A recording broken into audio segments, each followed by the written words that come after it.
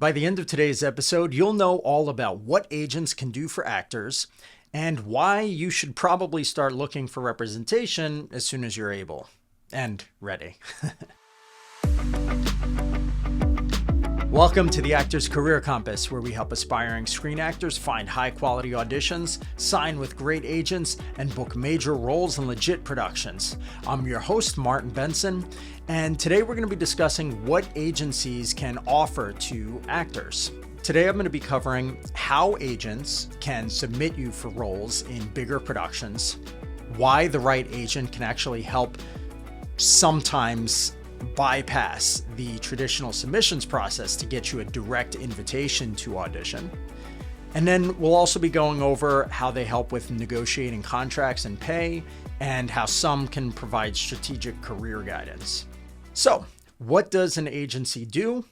Well, number one, they submit you, right? So their job, and one of the biggest reasons that actors want to get an agent, is because it's just about getting consistently submitted to those auditions for much bigger productions, right? You're not stuck auditioning for student films anymore or for low budget, low pay indie productions. Agents can actually get access to the auditions for bigger projects like Netflix or network film and television, all of that big stuff, union productions where typically, if you get booked on one of those in a speaking role, you'll instantly become eligible to join SAG-AFTRA through a Taft-Hartley. Now, agents have access to a website. It's called Breakdown Services or Breakdown Express, and that is typically where all the big auditions are posted. The reason for this is because they don't want, most big productions have non-disclosures and other contractual stuff where they don't want to sort of post too many details about the project publicly. So they won't post it on a website like Actors Access or Backstage or whatever, pretty much because then the film's project details will be released publicly and everybody's going to know what the story is. So then, why would people go and watch it, right? So they want some level of secrecy. And because of that, they only post it to a place where you need to sign all kinds of stuff like non-disclosures and things. And you need to be a legit verified agent to actually access those projects. And so that website is typically Breakdown Services, and only agents or some good agents will have access to see that. In some cases, certain managers also get access to see the projects that are posted there. So these agents, and again, sometimes managers, are going to be able to submit you to those roles. And ideally, you should be working with an agent who will submit you to roles that actually match your type and your experience. So the next thing that they can help you is actually direct connections with casting directors, right? So really good agents can sometimes bypass the traditional submissions process by essentially pitching you directly to the casting director. So they might be like, hey, Miss Casting Director, I have this actor and they are a perfect fit. They're really great. And I think that they would really be good for this project. Would you consider them for the role and potentially give them a direct invite to audition, right? And if the agent already sort of has a relationship with that casting director and they're friends with each other or they know each other well, then the casting director is going to trust the agent and take a look, and they might invite the actor directly to the audition instead of, let's say, having their casting assistant look through thousands of submissions, right? And they may never even see that actor. Here, it's kind of like a direct pitch, and you're much more likely to get an audition. So that's another benefit, is just the fact that the agent has a lot of these direct connections to casting directors. Now, the next thing that agents can do is negotiate contracts and pay for actors, right? So they'll take care of some of those more difficult things that most people don't like to deal with, right? So negotiation, it's uncomfortable, it's awkward, like negotiating your salary or what are some of the specific details in the contract, right? It's useful because then you can just focus on your craft of acting and you don't have to get bogged down in all of the legal stuff.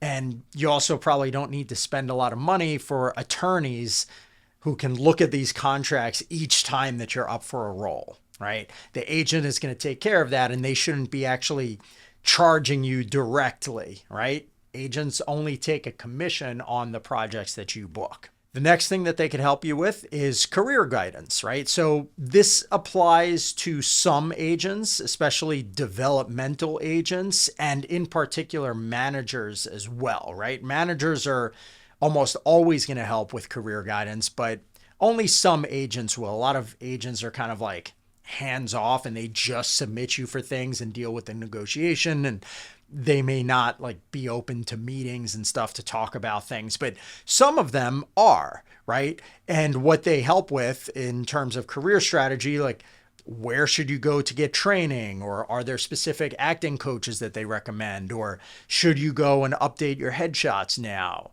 Things like that. They'll kind of sit down and have a meeting with you and just kind of give you some advice. But again, remember, not all agents do this. It's primarily the developmental agents and agents that are more open to working with actors who are sort of at the beginnings of their career. Now, the fifth thing that agents do is what's called pushes, right? So they're pushing for you when it's a really important audition, when there's a big opportunity. A good agent is going to pick up the phone and basically advocate for you with the casting director. So they're going to say like, hey, you really need to consider this actor. I highly recommend them. Just take a look at their clips here. Please think about this because this actor I do feel is a perfect fit for the role, right? They're not always going to do that, obviously, because if they always do it, then it's not going to mean anything when they do. But on those times where they feel like their actor or one of their clients is a particularly good fit, their goal is to try to do as much as they can to push for you and get you that audition, okay? So agents are just generally going to be really helpful for you as you're growing your career. A great agent can typically generate around 5 or 6 high-level auditions every single week during peak season.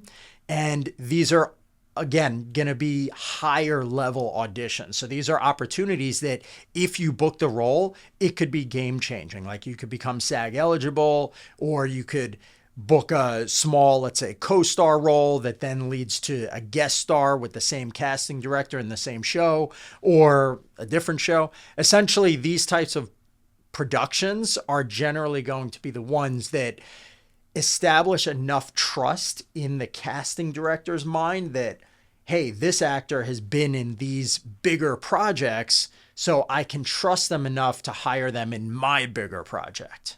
Right? So the types of opportunities that agents can get you, at least good ones, right, will typically open the doors that you might not have even known about if you're just submitting through regular casting websites like Backstage or Actors Access, because these projects aren't even posted there, right? And again, it's nice because they're submitting you for these big projects, and then you can just focus on what you do best, which is the acting and auditioning. Now, just a quick note on large versus small agencies, right? So large agencies like CAA or WME, these agencies, and I'm actually going to go over a number of agencies in the next couple of episodes coming up, but basically they're going to give you much better access to those big projects, the really big productions. The thing is, though, it can be much more difficult to sign with a bigger agent like that, right? And also your relationship with the agent is going to be a bit more impersonal. Like you're probably just going to get auditions from them, but if you want to set up meetings and again, kind of get their feedback and advice, they're not going to usually respond as well to that. On the other hand, for small agencies or boutique agencies, as the word is, most of those are going to give you a bit more of that hands-on attention, and they are also willing to take a chance, usually on newer actors who have smaller credits. But again, they're probably not going to have as much like access to the major roles, like let's say guest star, or I mean, many of them will have access to co-star, but when it comes to some guest star roles, it could be more difficult because they have less, let's say, push power. But definitely it's harder for them to get you access into like a recurring character or series regular or some like lead roles in major films, right? But that's okay, because at the beginning of your career, that shouldn't be what you're aiming for. You want to aim for the smaller roles first that can make you SAG eligible, so then you can join the union and then you kind of start building your way up from there. Well, thanks for listening. Now, before I wrap, I just want to read a recent review I got for the podcast. It said, "Incredible resource for beginning actors. Thank you, Martin, for sharing your knowledge." Thanks so much, Robin G. Really appreciate that review. Now, if you've been enjoying the show, I would very much appreciate if you could post an honest, detailed review on either Apple Podcasts or on Spotify. Reviews really do help the show grow, and the more that we get, the more easily that other actors will be able to find the podcast. Okay, thank you so much, and I will see you soon.